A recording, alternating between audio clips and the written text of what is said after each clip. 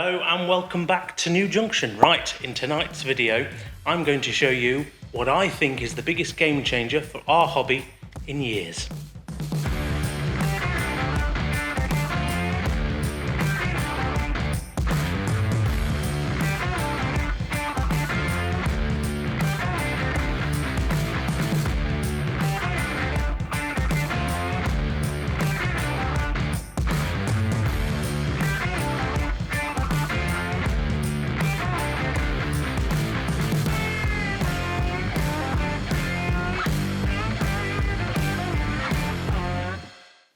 And here we are. This is the Creality Falcon Pro 2. Now that's quite an impressive name. Now this is a laser cutter slash engraver from the company Creality, and this is the 22 watt version. There are a lesser and a higher watt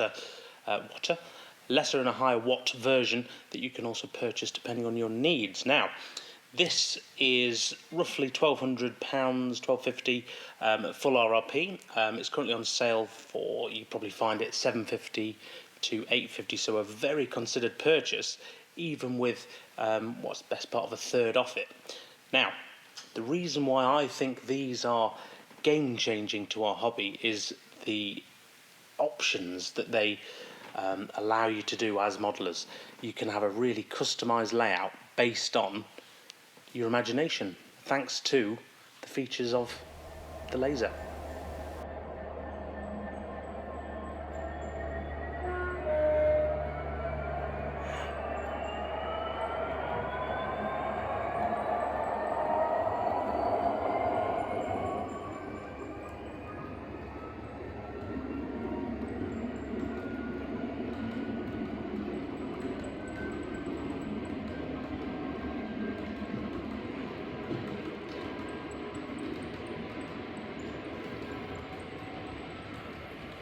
So let me show you the anatomy of the laser cutter slash engraver. Now we have a lid. Now this lid, there's lots of safety features on here, one of which is the lid has magnets, so if the door isn't closed, the laser won't work. And there's lots of things like that. So if I just move the laser into position, as you can see, here it is, the laser. Now there are various alarms on this. You've got an air alarm, a fire alarm, and a lens alarm. So if there's not enough air, or there's too much air, or if there's a fire risk, or if the lens is dirty, it will alarm and then play as an audible alarm and lets you know. Now on the left hand side down here, particularly on the side, you've got this is where the air pump goes. So the air pump is an external pump because it vibrates. You plug in the air hose, the power, and then you can control maximum or minimum in terms of airflow. The fan, which is the extractor fan at the back left corner here. Here is the switch, and you've got on or automatic. So I've not got the extractor pipe on the side here, but the fan is just on the inside. Now that normally goes straight out my window to vent all the smoke from cutting plywood. We come to the front now. These are the manual controls should you not wish to use a computer, I should say not wish to have the laser next to a computer. You'd plug in your memory card with the file into the side, which you've previously done, and then you can control it from here. Now on the top we have a lock switch and also an emergency stop button. These are safety features, again, either pressed or turned off or on, and the unit won't start because obviously there is a safety risk here. So it's very nice to see lots of safety features. So inside, the wood or slate or whatever it is you're engraving sits on this raised comb. Now this provides excellent airflow, and then for maintenance you've got a lovely drawer which you can take away all of the rubbish and waste from inside the unit. Obviously normally it's stable as well, but I've got mine balanced. Coming to the right hand side, you've got the, as I mentioned, the on and off switch, the power, and of course the memory card port. Also on the side up here is the USB-C port for the camera. Now the camera is right in the middle, and then this links to your computer if you plug it in, and you can see the work bed as you're going. All in all, very well thought out and bit of jiggery pokery, it works a charm. And due to the nature of these videos coming about faster than I would like, just to keep the algorithms fed, as it were, I have had a go at something simple. So I have tried my hand at engraving, because it's a very simple task. Now, using the software, as you can see, it's come out all right on these slate coasters. It looks like it's been sort of painted on, but it's been lasered off, engraved off. It's very good, very clever. Now, I've got some fettling to do to perfect these, but it's a good trial and something I can do relatively simple. And each one of these takes currently about 20 or so minutes to do. Now, while I'm here, bit of fun, I'm going to say to everyone who is a channel patron, links below in the description, I'm going to offer you one of these for free if you're in the UK. So just send me a PM via Patreon and I will send one to you. There's a few to choose from so far, but yeah, I wish I could do them for everyone, but I can't because there's far too many of you. But there we go, bit of fun for the channel patrons. Right, now, I'm engraving slate. However, in this video, because I've not had too long to get to grips with the software yet, but I wanted to convey what can actually be done. So I have asked a good friend of mine, Garry, from the YouTube channel Cheekytek. A lot of you will know Garry because he has actually been using one of these for probably 7-8 months now, and I think he's got it down to a T. And well, I invited him over to show me what he can do and, of course, what he can bring to the layout.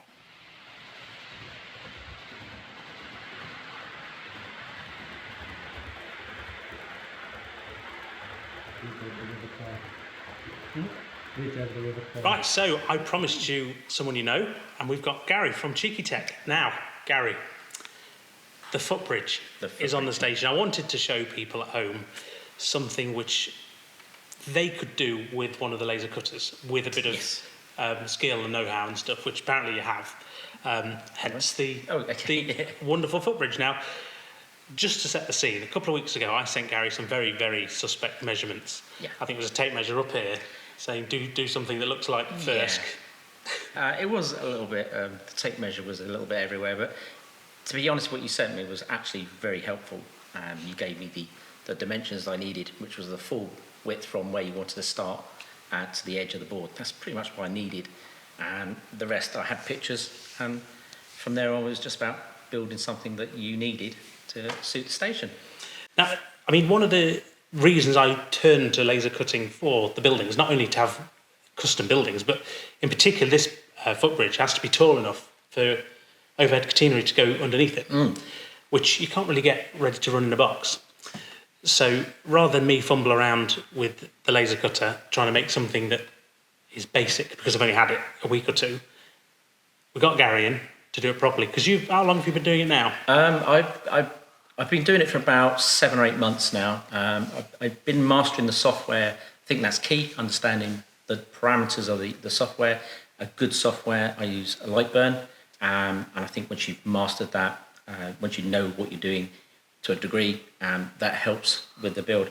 I agree with you, this is a different kind of bridge, because obviously it's a modern bridge, it's higher. And when you said to me how tall you needed it, my brain was then processing, bridges are not that tall.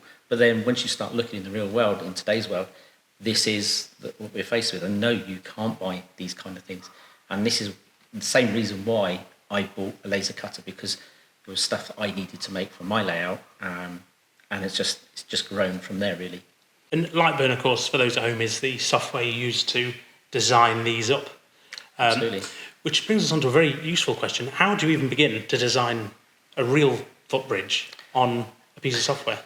A good cup of tea and some bourbon biscuits always helps. So I think the first way I would start is, obviously you sent me a graphic, sort of like little picture.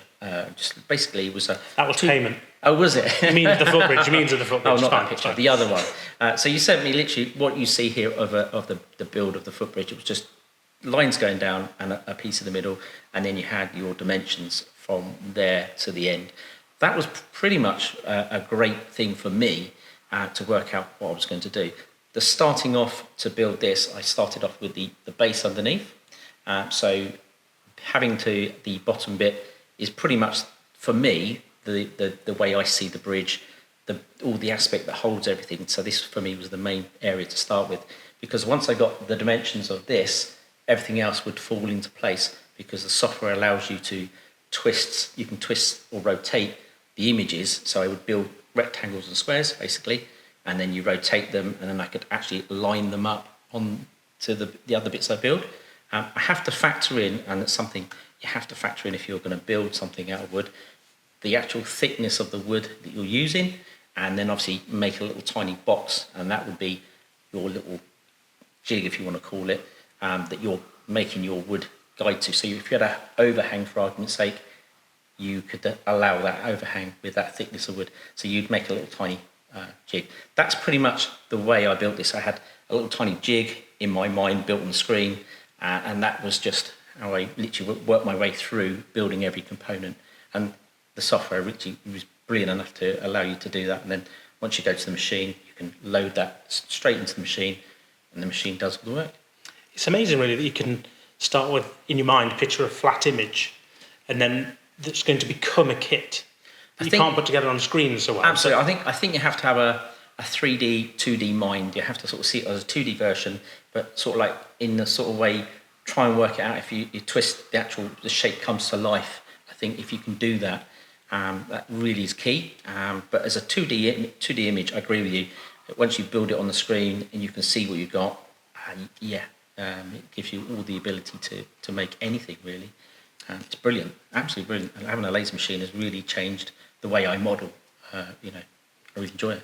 It shows, in a way, I'm going to beef them up now, your skill with it as well, because the actual, I mean, getting excited about a footbridge, but the actual footbridge, you've got the sort of the metal panelling of the tops, you've got the concrete posts that hold it up, and then the thin railings, the steps, things like that, and then the handrails. It's all using the same material to make the imitation of lots of different materials. Very clever. I think, obviously, we see a structure in the real world, and I think you sent me some photographs, and I did have a look on Google Earth, and I had a look at some of the ideas from the real bridge, and I could see there was concrete pillars holding it up, and I could see the shape of what they were like. So for me, I literally had to build them sort of supports or them shapes. It is just shapes at the end of the day. It was all about putting them into a configuration that actually creates an image.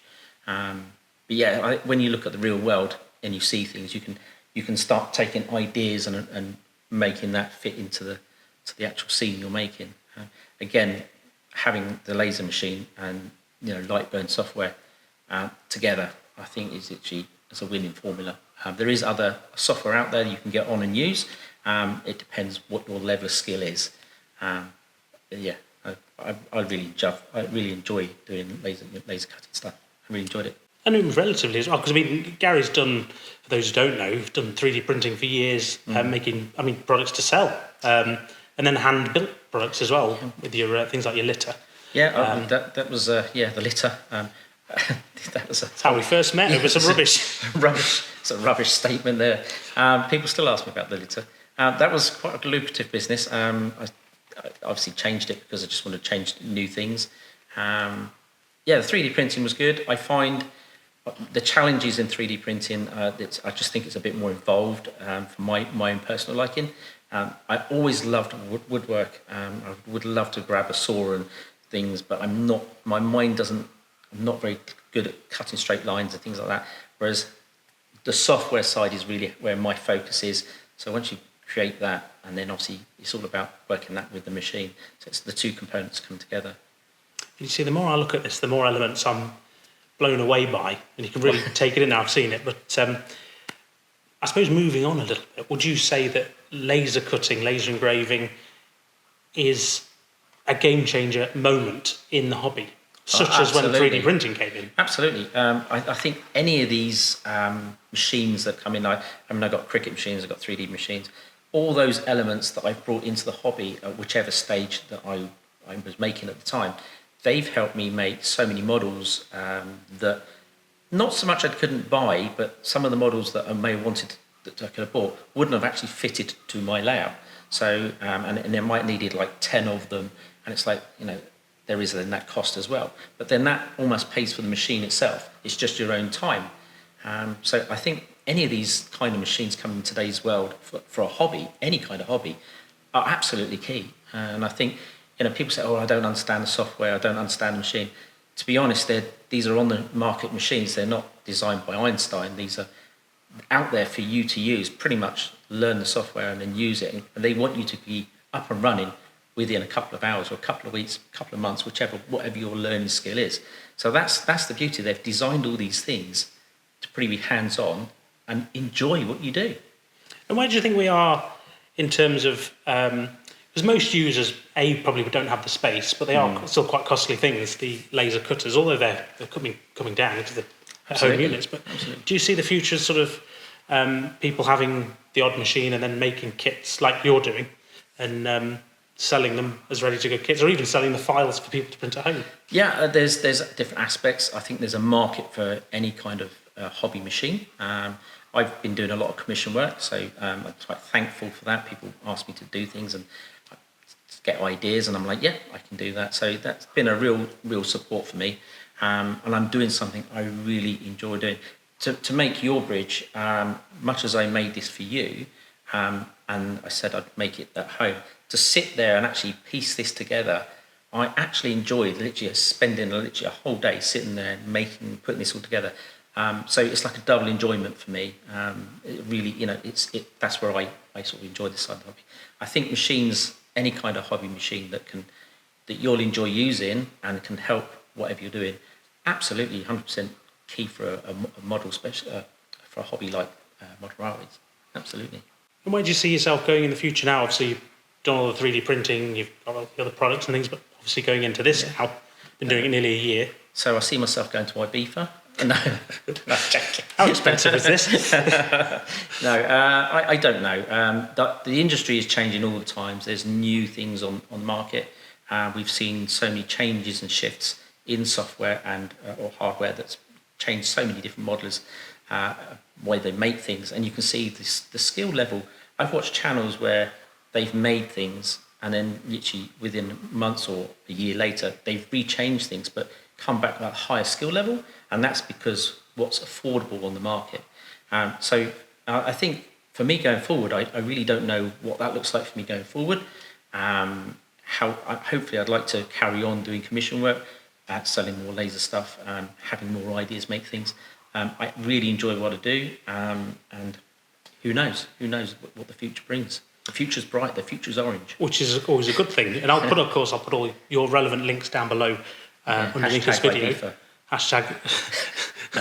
Wonderful. Well, thank you very much for making me the bridge and showing the good people at home a bit of a closer insight into how it all works. That's okay. It's better than what I can do. But otherwise, thank you very much. And I'll paint it yet. I've got to still paint it. I can do painting. Blimey, give me some credit. Crayons. But no, thank you very much, Garry, as ever, for coming up and actually being the first guest here at New Junction. And what a guest, of course. So, as I said, all links for you down below in the description. So, always worth a check out. And there we are. Thank you very much for watching, as ever. Right, in summary, as you can see, the bridge is looking magnificent on the layout. I think Gary's done a fantastic job with his Falcon Pro 2.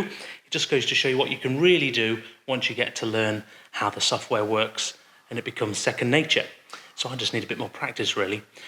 I'm going to move on directly to having a play and trying to design up the second waiting room for First Station. Now, there's another one that's on the faraway platform, and it's much smaller, much simpler. No windows in the roof, for example. And I think it's perfect for a have a go and throw myself in at the deep end. Right, so I will put all the links, non-affiliate, to the Creality Falcon Pro 2 laser cutter down below. Of course, you can check out their entire range and do your own homework on what I think is quite the game changer. I think, if nothing else, I think clubs could benefit from sharing them because you could all design your own stuff and then print them out on one machine. But yeah, there are railways out there, I believe, that probably require one. The sort of people who have a 3D printer currently. Anyway, the link to this bridge that Garry is selling, along with his other 3D printed and laser cut wares, is on his website. Now, he has both listed. You've got the open-ended version, which is what you see here on my station, and also a closed version. Now, for those modelling modern image, this is perfect because it has been designed through my skill in measuring to go over the West Hill Wagon Works catenary brackets, which is why it's nice and tall. Perfect for any overhead catenary layout. Once again, if you'd like to be in receipt of one of my trial coasters, I'm going to perfect it and print more out. Again, this is just for Patreon members as a way of thanks to you all for supporting the channel and keeping the lights on in this room. But as ever, don't forget you can subscribe. It's completely free down below, and I'll look forward to seeing you in the next time and seeing what else is to come here at New Junction.